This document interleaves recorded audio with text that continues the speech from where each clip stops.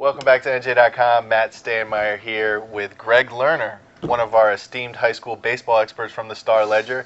He's here to talk some shore baseball, a lot going on. Yeah. We're going to start off on a somber note.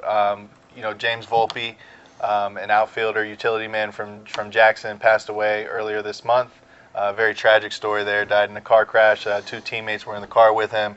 Greg obviously has deep ties to that community. I was in on the coverage of that story. You were there Saturday for their first game back. They played Manchester. First game since James passed away. Walk us through what happened. Really, really moving afternoon at Larry DeZio Field. What really struck me was that amongst the many tributes, the sign on the outfield wall, they had put a plaque up behind the backstop. Every kid with the black armband, you talk about, you use the word somber. But I've been to a number of Jackson games this year at Jackson, and the outpouring on Saturday by that community spoke volumes about the support system within that town. I'm going to venture to guess there had to be like 200 to 300 people there. Wow. Almost every one of them decked out in the white Jags baseball with Volpe 9 on the back. Really touching. You know what else was pretty cool, dude? I had tweeted it that the brotherhood of the Shore Conference really stood out for me on Saturday. I went to Jackson Liberty Marlboro on Saturday morning, walked up, and the entire Liberty team had those shirts on. Oh, wow. Every one of them with a JV in the back and number 9.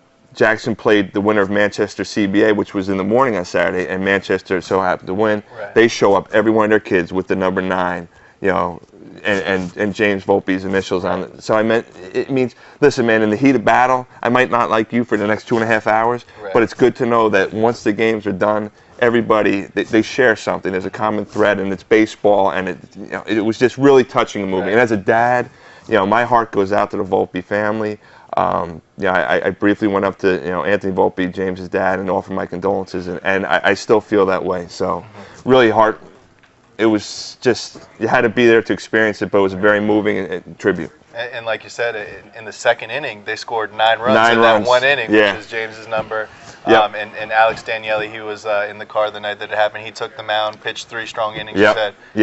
Demanded the ball, wanted the ball in that spot, and like he said in my story, he said every pitch was for James. Right. And, Chris Russo got an RBI single in that game as well. Matt Malayo, who was a very close friend of his, his hat, white hat, you couldn't tell because all the message that he had written, in honor of James. What was really neat is that, like Frank said, in this horrible moment, these kids have rallied amongst themselves. And the incident at first base when Herzog got the hit and everybody came out because you were kind of curious what they were going to do. Right. And they stopped for a minute and the entire team ran out to first base and every one of them touched first base. It was really, moving day. Yeah, you're going to want to root for them. They're in a tough section, Central Jersey Group 4, but that's a team you're going to want to root for, Jackson. Moving along to the Monmouth semifinals on Saturday. There's some big ones coming up. We have Red Bank Catholic going up against Manalapan. Believe it or not, I thought that he was joking. They're both on 19-game winning streaks. Unbelievable. And they're teasing us. Mother Nature is teasing us. Like this was supposed to be last Tuesday, it gets rained out. Now it was supposed to be tomorrow, and now because Monmouth got rained out in their state tournament game, Manalapan got rained out in their state tournament game. Now it's moved to the weekend. So, good things come to those who wait. So I'm anticipating that, not to let us down, but both teams are on fire. Manalapan hasn't lost since Middletown South, and I saw Middletown South today. They got a big win in 9 innings over Red Bank, 5-3. If you see Manalapan, what strikes you is their size. Who's this college team on Manalapan's field? Well, that's Manalapan. Kyle Rubinaccio, I think everybody's very familiar with him, undefeated, going to Notre Dame. And on the flip side, RBC is starting to put it together. The one thing that they mirror is that there's no weakness in their batting orders. Both of them hit from top to bottom, and they have quality hitters throughout.